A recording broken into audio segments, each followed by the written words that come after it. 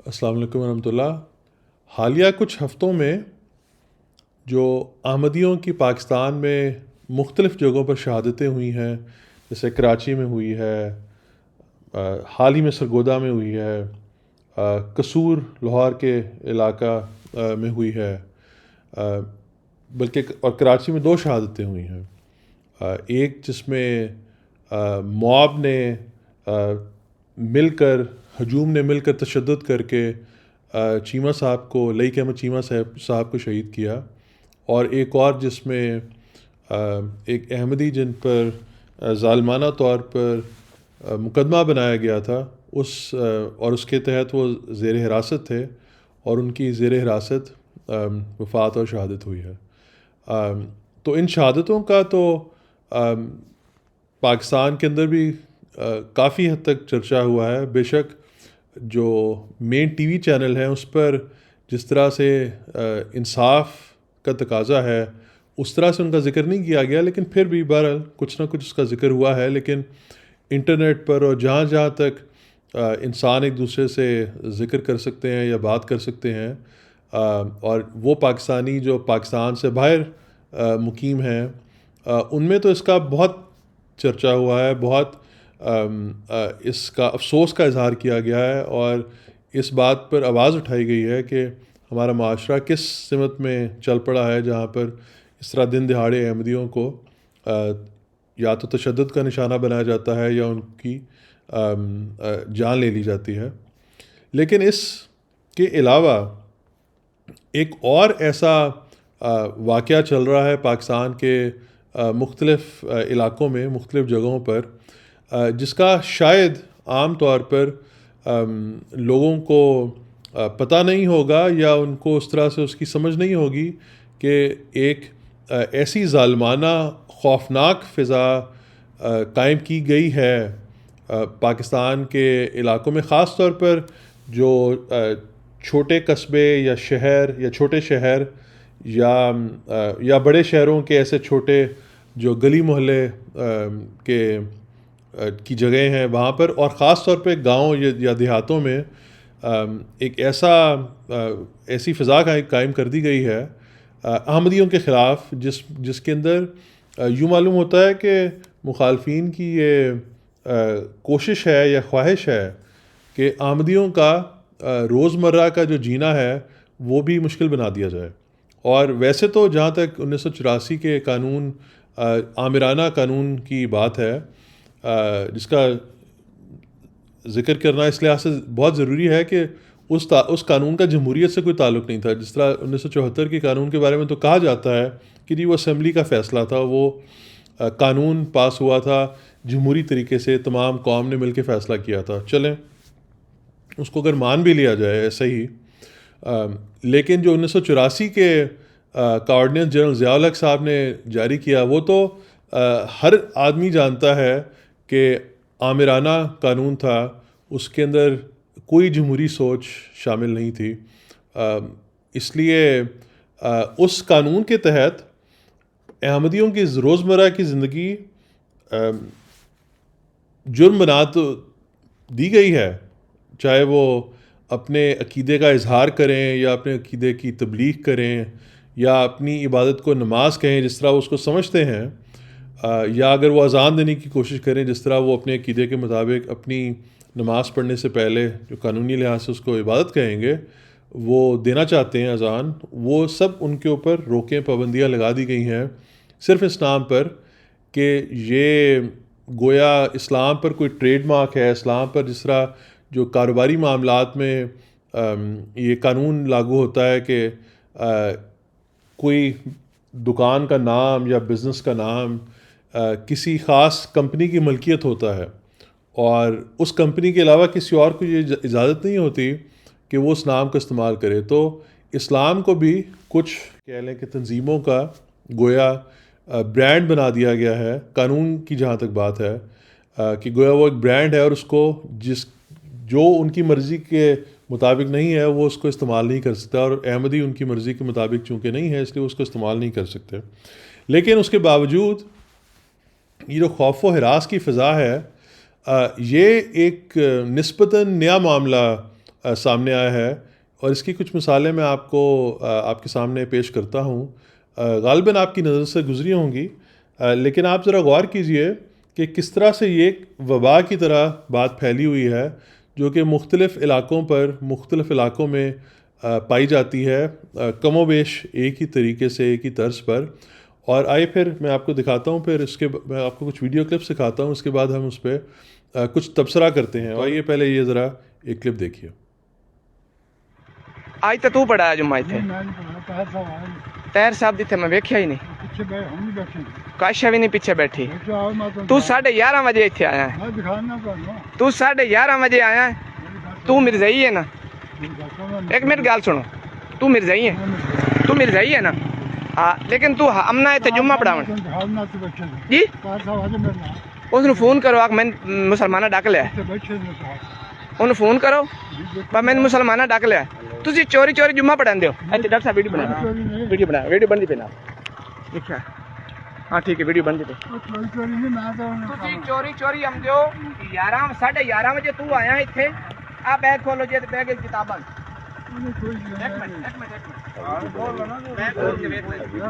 Video بناؤ.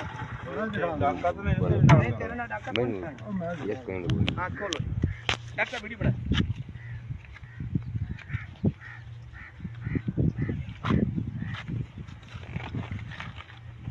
11:30 بجے آئے جی.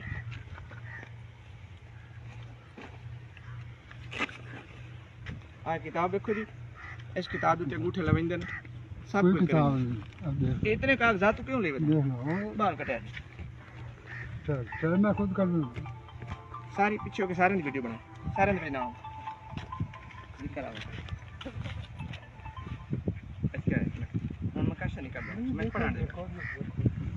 گھرانہ نمبر ہے کہ نام سیکٹری، رپورٹ فارم سیکٹری. ٹھیک ہے جی، اس فارم پور کرویں جی. ایک منٹ جی، آ فارم جی لکھا اے مرزائی تو ساڈے مارو پٹیاں دے وچ آ کے تبلیغ کر دین. آ فر میری ویڈیو وچ بنا پیچھے میرے بھی آ فارم جی ہے. ہاں جی رپورٹ مانا بنے دو تسی. میں ایک منٹ، تو اس رپورٹ بنایا نا. ہاں جی، تیرا نام کی ہے؟ بشیر. کتوں ہے؟ ڈاور چوں. تسی ہر ویلے آمدے ہو؟ ہر جمعے آمدے ہو؟ اچھا جی. اے کی نصیر احمد ہے کون؟ اچھا اتھو. جی تو یہ آپ نے ایک کلپ دیکھا. یہ ایک بزرگ ہیں جو چنیوٹ کے قریب ایک گاؤں ہے،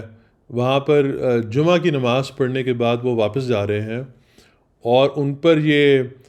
گنڈا نما آدمی اپنے زوم میں ان کو روکتا ہے اور ان سے ایسے پوچھ گچھ کرتا ہے جیسے کسی چور ڈاکو کی کچھ پوچھ گچھ کی جاتی ہے، یا کسی اور کسی غیر اخلاقی میں ملوث، بد اخلاقی میں ملوث آدمی کو اگر رنگے ہاتھوں پکڑا جائے تو اس سے کچھ باز پرس کی جاتی ہے. تو یہ دیکھیں کہ راہ چلتے ہیں بزرگ آدمی کو، اور عام طور پر دنیا بھر میں یہ رواج ہے، جس سے اگر آپ کوئی اجنبی بھی آدمی ہو، اجنبی بزرگ ہو، آپ ریلوے اسٹیشن پر کسی کو ملیں، بس میں سفر کر رہے ہوں، اگر وہاں پہ کوئی بزرگ آدمی موجود ہو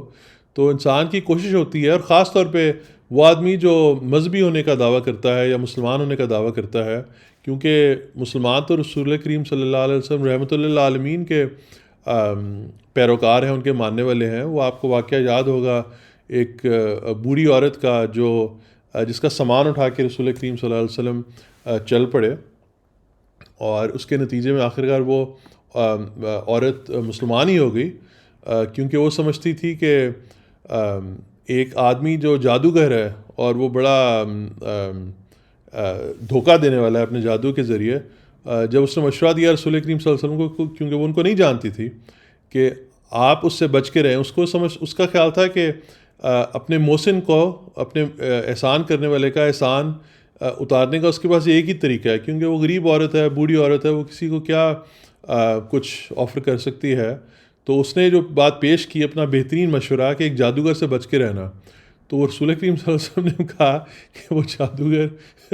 وہ آدمی میں ہی ہوں جس کی آپ بات کر رہے ہیں. تو اس عورت نے کہا کہ آج پھر تمہارا جادو چل گیا ہے، اور وہ ایمان لے آئی. تو یہ مثال دے کر میں یاد دلا رہا ہوں کہ مذہب انسان کو جہاں ایک طرف خدا تعالیٰ کی خدائے واحد و جگانہ کی عبادت سکھاتا ہے اور خدا تعالیٰ سے پر ایمان میں ترقی کرنے کی اور روحانی ترقی کرنے کی راہ پر انسان کو ڈال دیتا ہے، اس کے ساتھ ساتھ حقوق العباد ادا کرنے پر انسان کو متعین کرتا ہے۔ انسان اپنے گھر والوں سے شروع ہو کر اپنے ہمسایوں سے، اپنے ارد گرد کے لوگوں سے، اپنے جن لوگوں کے ساتھ وہ کام کرتا ہے اور جو اس کے دوست احباب ہیں یا جو بھی ملنے والے ہیں یا جو اجنبی بھی لوگ ہیں، ان کے ساتھ وہ اچھا برتاؤ کرتا ہے، اچھا سلوک کرتا ہے اور محبت کا سلوک کرتا ہے، کیونکہ وہ جانتا ہے کہ جس خدا کی وہ عبادت کرتا ہے، جس خدا نے اس کو خود پیدا کیا ہے، اسی خدا نے ان باقی لوگوں کو بھی پیدا کیا ہے، وہ بھی تمام باقی خدا کی مخلوق ہیں، اس لیے وہ ان لوگوں سے بھی محبت رکھتا ہے جہاں تک ممکن ہو۔ لیکن یہ عجیب الٹی گنگا ہے پاکستان میں کہ ایک طرف یہ لبیک والے یا اس طرح کے اور لبیکی یا اس طرح کی اور تنظیموں کے سے تعلق رکھنے والے اپنے آپ کو مذہبی ظاہر کرتے ہیں اور بڑا اس بات پر اصرار کرتے ہیں اور نعرے بازی کرتے ہیں کہ یہ لوگ مذہبی ہیں، لیکن آپ یہ دیکھ لیں کہ بوڑھے آدمی کی، ایک بزرگ آدمی کی باریش ہیں، سفید داڑھی ہے، سر پر پگڑی پہنی ہوئی ہے، عزت کی علامت ہے، اور وہ اپنے کام سے کام رکھتے ہوئے آگے جا رہے ہیں اور یہ آدمی ان کے ساتھ بدتمیزی کرتا ہے۔ اور جیسے میں کہنے لگا تھا کہ اگر آپ بس میں سفر کر رہے ہوں، اگر آپ کو کوئی اجنبی بزرگ آدمی وہاں پر کھڑا ہوا ملے تو یہ عام اخلاقی قدر سمجھی جائے گی کہ آپ اس کے لیے سیٹ چھوڑ دیں گے، آپ اس کے لیے جگہ چھوڑ دیں گے، آپ اس کو کچھ عزت دیں گے، ماورا اس کے کہ اس آدمی کا مذہب کیا ہے، اس بزرگ کا مذہب کیا ہے۔ آپ اس سے پوچھیں گے تو نہیں کہ تم مسلمان ہو یا تم کسی اور مذہب سے تعلق رکھتے ہو یا کسی اور فرقے سے تعلق رکھتے ہو۔ اگر آپ کچھ بریلوی ہیں یا دیوبندی ہیں یا اہل حدیث ہیں یا شیعہ ہیں یا جو بھی آپ کا مسلک ہے، آپ بزرگ کے لیے اپنی سیٹ چھوڑ دیں گے اس کے احترام میں، اس کی عمر کے لحاظ سے۔ یہ ہمارا مذہب بھی ہے اور یہ ہماری روایات، ہمارا کلچر بھی ہے۔ لیکن اب یہ دیکھیے کہ ان لوگوں کا مذہب کیا ہے کہ وہ نام بے شک اسلام کا لیتے ہیں، لیکن اس کے بعد جو عمل ہے وہ الٹ ہے، 180 ڈگری الٹ ہے، اور یہ اس بزرگ کے ساتھ بدتمیزی کرتے پائے گئے ہیں۔ آئیے اس کے بعد آگے چلتے ہیں۔ میں آپ کو ایک اور مثال دیتا ہوں۔ یہ سرگودا کے قریب چک 71 کا واقعہ ہے۔ وہاں پر یہ لبیکیے جو ہیں وہ مسجد بند کرانے کے لیے انہوں نے مہم جو کی ہے باقاعدہ۔ وہاں پر یہ دیکھیے اشتہار، یہ میں اسکرین پہ لگا دیتا ہوں۔ یہ اشتہار چلاتے ہیں انٹرنیٹ کے ذریعے، لوگوں کو اکٹھا کرتے ہیں، باقاعدہ بلاتے ہیں وہاں پہ۔ اور یہ دیکھیں، اگر آپ یہ کلپ دیکھیے گا کہ لوگ وہاں پر موٹر سائیکلوں پر گاؤں میں آئے ہوں، ورنہ عام طور پہ گاؤں کے جو وہاں کے مقامی رہائشی ہیں وہ تو پیدل ہیں یا ان کو تو یا سائیکل پہ ہیں، ان کو موٹر سائیکل پہ جانے کی کیا ضرورت ہے اگر وہ گاؤں کے اندر ہی پھر رہے ہیں۔ لیکن یہ باہر سے آتے ہیں اور وہاں پہ فساد پھیلاتے ہیں، اور مدعا ان کا یہ ہے، ان کا پلی یہ ہے کہ جی یہ احمدیوں کی جو عبادت گاہ ہے، یہاں پر ان کے خیال میں جو عبادت گاہ ہے، مسجد ہے اصل میں، اس کے اوپر اس میں وہ احمدی جو ہیں وہ جمعہ نہیں ادا کر سکتے، اور اس کے لیے وہ کہتے ہیں کہ جی ہم اس کے مینار بھی گرائیں گے، مسجد بھی بند ہو جانی چاہیے۔ پھر اسی گاؤں میں قبریں توڑنے میں بھی یہ لوگ متعین اپنے آپ کو کر لیتے ہیں، اور پھر بعض ایسی قبریں بھی توڑتے ہیں جو پرائیویٹ زمین پر بنی ہوئی ہے، یعنی کہ جس طرح گاؤں میں ڈیرا ہوتا ہے اور ڈیرے کے اوپر کسی نے اپنے آباء و اجداد کی قبریں رکھی ہوئی ہیں، تو وہ کسی غیر آدمی کے لیے تو نہیں ہے، وہ کوئی پبلک جگہ تو نہیں ہے، وہ تو اس کی پرائیویٹ، اس کی ذاتی ملکیت ہے۔ لیکن اس ذاتی ملکیت کی جگہ پر بھی یہ جا کر وہاں پر غنڈہ گردی کرتے ہیں اور احمدیوں کی قبروں کو یا ان کے کتبوں کو شہید کرتے ہیں یا کرنے کی کوشش کرتے ہیں۔ اور یہ آپ ویڈیو دیکھیے، اس کے بعد میں آپ کو اس کا ایک جو سب سے مزیدار یا کہہ لیں سب سے افسوسناک واقعہ ہے یا افسوسناک پہلو ہے وہ میں آپ سے شیئر کرتا ہوں۔ یہ آپ کلپ دیکھیے۔ زندہ باد زندہ باد ادارے ختم نبوت، زندہ باد زندہ باد زندہ باد ادارے ختم نبوت، زندہ باد زندہ باد زندہ باد بھائی سب بھائی جہاد زندہ باد زندہ باد ادارے ختم نبوت، زندہ باد زندہ باد زندہ باد ادارے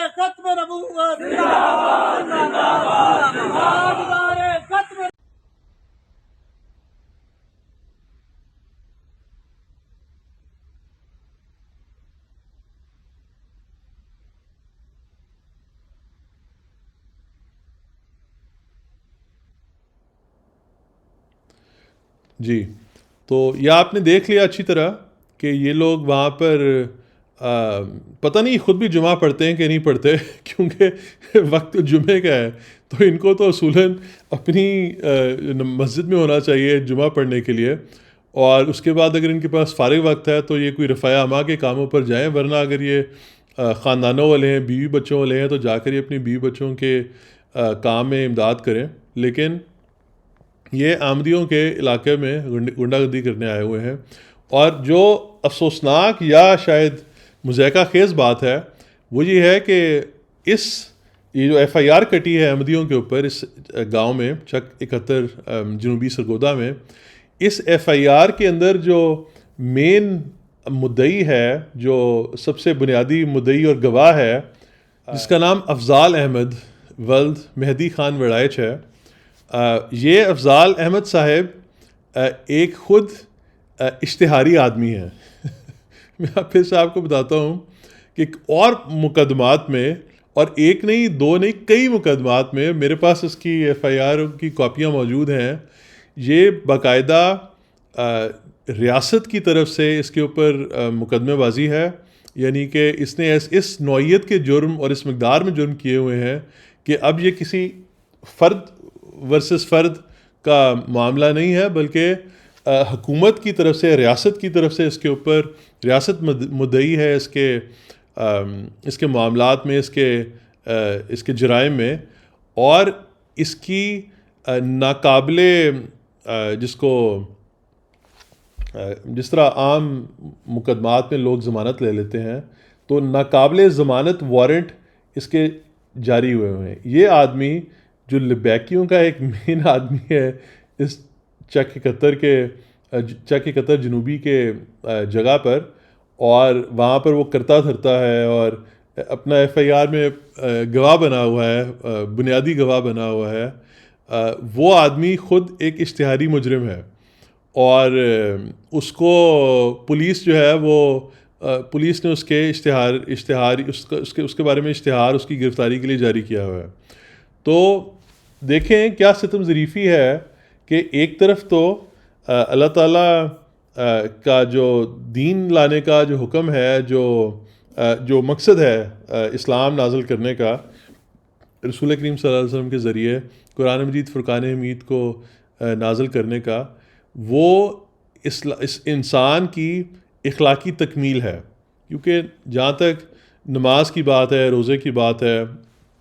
وہ تو انسان اپنی ذات کے لیے پڑھتا ہے اور اپنے خدا سے تعلق کی خاطر اس پر عمل کرتا ہے، ان عبادات پہ. لیکن مذہب کا جو نچوڑ نکلتا ہے،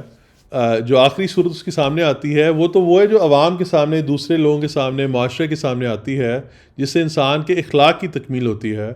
تو انسان کی اخلاق صحیح کرنے کے لیے جو مذہب آتا ہے، ان لوگوں کا جو مذہب ہے وہ ان کو مختلف قسم کے جرائم میں مبتلا کیے ہوئے ہیں. ہاں البتہ نام انہوں نے جو لبادہ اڑا ہوا ہے وہ انہوں نے اسلام کا اڑا ہوا، اسلام کا نام استعمال کرتے ہیں. پھر آپ کو شاید پتہ ہوگا، آپ کے علم میں آیا ہوگا، یہ لبیکی کہتے ہیں کہ میں بلا دلیل مرزائیوں کو، قادیانیوں کو، اس طرح یعنی کہ احمدیوں کو جو انہوں نے اپنی طرف سے نام رکھا ہوا ہے، ان کو کافر مانتا ہوں یا مانتی ہوں. اور وہ کہتے ہیں کہ ہم کسی قسم کی کوئی بات نہیں کریں گے احمدیوں کے ساتھ. اور پھر عجیب و غریب سی نعرہ بازی بھی کرتے ہیں اور الزامات لگاتے ہیں اور فحش یک طرفہ نفرت انگیز باتیں کرتے ہیں. تو میرے ذہن میں آیا کہ میں آپ سے شیئر کروں گا کہ جہاں تک قرآن کی بات ہے، قرآن مجید فرقان حمید کی بات ہے، تو اللہ تعالیٰ کیا کہتا ہے؟ اللہ تعالیٰ کہتا ہے سورہ نحل میں، جو قرآن کی 16ویں صورت ہے، اس کی یہ آیت نمبر 126 ہے احمدیوں کے مطابق، اور غیر احمدیوں کے مطابق 125 ہے. اللہ تعالیٰ کہتا ہے اعوذ باللہ من الشیطان الرجیم بسم اللہ الرحمن الرحیم ادعو الی سبیل ربک بالحکمت والموعظۃ الحسنۃ وجادلہم باللتی ہی احسن. اس کا ترجمہ ہے کہ اپنے رب کے راستے کی طرف حکمت کے ساتھ اور اچھی نصیحت کے ساتھ دعوت دے. کہ اللہ تعالیٰ کے راستے کی طرف، رب کے راستے پر حکمت کے ساتھ، بالحکمہ، اچھی نصیحت کے ساتھ دعوت دے اور ان سے ایسی دلیل کے ساتھ بحث کر جو بہترین ہو. اللہ تعالیٰ کہہ رہا ہے کہ دلیل سے بات کرو اور وہ دلیل دو جو بہترین ہو. لیکن جو لبیکیے ہیں اور انٹرنیٹ پر بعض بڑے متحرک دکھائی دیتے ہیں, وہ اپنی گنگا الٹی بہاتے ہیں. وہ کہتے ہیں کہ ہم احمدیوں کو بلا دلیل, بغیر دلیل کے کافر مانتے ہیں. تو خدا تعالیٰ کہہ رہا ہے کہ دلیل سے بات کرو اور اچھی دلیل سے بات کرو, اور وہ کہتے ہیں کہ ہم دلیل کے بغیر چلیں گے. اور میرا خیال ہے اس کی سادی سی وجہ یہی ہے کہ ان کو دلیل کوئی ہے ہی نہیں. اگر کوئی دلیل ہوگی تو پیش کریں گے نا, اور اگر دلیل ہوتی تو احمدیوں پر جو قانونی قدغنے ہیں اور پھر جو مقدمے بازی کرتے ہیں اور پھر آخرکار اگر بس چلے تو مار ہی دیتے ہیں. کبھی مجمع اکٹھے کر کے, کبھی اکا دکا آدمیوں کو جس طرح سے سرگودا میں شہادت کی ہے جو ایسے لگتا ہے کرائے کا قاتل ہے. تو اگر دلیل ہوگی ان کے پاس تو دلیل دیں گے نا. اس لیے بہرحال پھر رسول کریم صلی اللہ علیہ وسلم کی حدیث میری نظر سے گزری. میں نے اس موقع پر مناسب سمجھا آپ سے شیئر کر دوں. یہ صحیح مسلم کی حدیث ہے جس میں ارشاد نبی صلی اللہ علیہ وسلم کہ حضرت عائشہ صدیقہ رضی اللہ عنہا بیان کرتی ہیں کہ حضرت صلی اللہ علیہ وسلم نے فرمایا, رفق اور نرمی ہر چیز میں زینت اور خوبصورتی کا موجب بن جاتی ہے, اور جس چیز سے رفق اور نرمی نکال دی جائے وہ بدنما ہو جاتی ہے. رسول کریم صلی اللہ علیہ وسلم کہہ رہے ہیں کہ دوستی اور رفاقت لفظ اسی سے نکلا ہے. رفق اور ایک دوسرے کے ساتھ مل کے چلنا, ایک دوسرے کے ساتھ اچھا سلوک کرنا اور نرمی کا سلوک کرنا. حضور کہہ رہے ہیں رسول کریم صلی اللہ علیہ وسلم, حضور صلی اللہ علیہ وسلم کہ رفق اور نرمی ہر چیز میں خوبصورتی ڈال دیتی ہے, خوبصورتی پیدا کر دیتی ہے ہر عمل میں. انسان کے جو بھی اس کا اعمال ہے, چاہے اس کی ذاتی زندگی کے اعمال ہیں یا اس کے کاروباری یا جو بھی اس کا جس شعبے سے بھی اس کا تعلق ہے زندگی کے, اس کے کام میں, ہر معاملے میں خوبصورتی اور زینت پیدا کر دیتی ہے. لیکن جہاں سے اس یہ رفق اور نرمی کو نکال دیں, اب آپ سوچیں کہ یہ جو TLP والے ہیں یہ آپ کو کیا بات سناتے ہیں, کیا نعرے بازی کرتے ہیں. میں اس میں زیادہ جانا نہیں چاہتا, خود سے دہرانا نہیں چاہتا اس کو, لیکن اگر آپ نے کبھی ان کی تقریر سنی ہے اتفاقاً یا شاید خود سے یا انٹرنیٹ پر آپ کے واسطہ پڑا ہے, تو اب آپ خود فیصلہ کر سکتے ہیں کہ اللہ تعالیٰ قرآن مجید میں سورہ النحل میں جیسے میں نے پیش کیا آیت کو, اللہ تعالیٰ کہتا ہے کہ دلیل سے بات کرو, حکمت سے بات کرو, ان کو نصیحت کرو, نصیحت کے ساتھ دعوت دو. اور حدیث کہہ رہی ہے, حدیث مبارکہ رسول کریم صلی اللہ علیہ وسلم کی, کہ رفق اور نرمی جو ہے وہ چیزوں میں زینت اور خوبصورتی پیدا کر دیتی ہے. لیکن یہ ہمارے ملک کے باشندے ہیں, معاشرے کے ممبران ہیں اور ہمارے ہمسایوں میں رہتے ہیں بعض صورتوں میں, یہ نام تو اسلام کا استعمال کرتے ہیں لیکن بدقسمتی سے جو ان کے اعمال ہیں وہ بالکل اسلام کی تعلیمات کے الٹ ہیں. اور عام انسانی عقل ہے, انسانی سمجھ ہے, خاص طور پہ وہ لوگ چاہے پاکستان میں رہتے ہوں, چاہے پاکستان سے باہر گئے ہوں, یا اگر یورپ وغیرہ کے ملکوں میں یا امریکہ وغیرہ کے ملکوں میں گئے ہوں, تو ان کو اس بات کا شدت سے احساس ہوگا کہ ان معاشروں میں اخلاقیات کا کتنا خاص دورہ ہے. کہ ایسے معلوم ہوتا ہے کہ جس آدمی سے بھی آپ بات کریں وہ بالکل ایسے میٹھے طریقے سے آپ سے بات کرتا ہے اکثر اوقات کہ دل انسان کا یہ چاہتا ہے کہ ہم جو مسلمان اسلام کا جو دعویٰ کرتے ہیں مسلمان لوگ, وہ کاش اس رفق اور اس نرمی اور اس انسیت کے ساتھ لوگوں کے ساتھ بات کر رہے ہوتے, بجائے اس کے کہ جس طرح بدقسمتی سے مار دھاڑ کا واقعہ کا سلسلہ ہے وہ چلتا ہے اور چلتا چلا جا رہا ہے فی الحال. پر ہم تو کوشش کر سکتے ہیں, دعا کر سکتے ہیں, لوگوں کو گزارش کر سکتے ہیں کہ خدا را کچھ غور کیجئے. اور یہ جو ایسے قوانین ملک میں بنائے گئے ہیں جس کی وجہ سے پھر ملک میں ایک پارٹی کو کھلی چھٹی دے دی گئی ہے کہ وہ احمدیوں کو گالیاں نکالیں, برا بھلا کہیں, یک طرفہ پروپیگنڈا کریں اور جھوٹا پروپیگنڈا کریں, ایسی باتیں کریں جس کا حقیقت سے دور پار کا بھی کوئی تعلق نہیں ہے, بالکل سفید جھوٹ بولیں. تو کاش کہ وہ وقت جلدی آئے اور جس طرح سے حالات چل رہے ہیں لگتا ہے کہ وقت آ جائے گا، وہ وقت جلدی آ جائے گا، کیونکہ جس طرح سے ملک اقتصادی لحاظ سے گھٹنوں کے بل آیا کھڑا ہے، اور جس طرح سے آپس میں گروہ در گروہ اور تفرقہ پڑا ہوا ہے اور معاشرہ پھٹا پڑا ہے گویا، سیاسی لحاظ سے بھی اور معاشرتی لحاظ سے بھی، اور جس طرح ملک کے مختلف علاقوں میں مختلف قسم کے فسادات چل رہے ہیں، تو امید تو یہی ہے کہ ان واقعات سے، ان حالات سے لوگ سبق حاصل کریں گے اور سوچنے پر مجبور ہوں گے کہ ایسا کیا واقعہ ہے جس کی وجہ سے ہمارے معاشرے میں اتنی تقسیم در تقسیم، نفرت در نفرت چلی آ رہی ہے۔ یقیناً اس کا تعلق جو NTA احمدیہ قوانین بنے تھے 1974 سے شروع ہو کر، اور اس کے بعد 1984 پر جو منتج ہوئے، اور یہ قائد اعظم کے اصولوں کے بالکل برخلاف تھے، کیونکہ آپ نے تو قائد اعظم نے تو اکثر دفعہ یہ کہا پاکستان بننے سے پہلے بھی کہ احمدیوں کو مسلم لیگ سے نہیں نکالیں گے، بلکہ انہوں نے تو چودھری ظفر اللہ خان صاحب رضی اللہ عنہ کو پاکستان کا اپنی کابینہ کا ممبر بنایا، اہم ممبر بنایا، وزیر خارجہ بنایا۔ ابھی کے لیے اتنا ہی، پھر آپ سے انشاءاللہ تعالی بات ہوگی۔ السلام علیکم ورحمۃ اللہ۔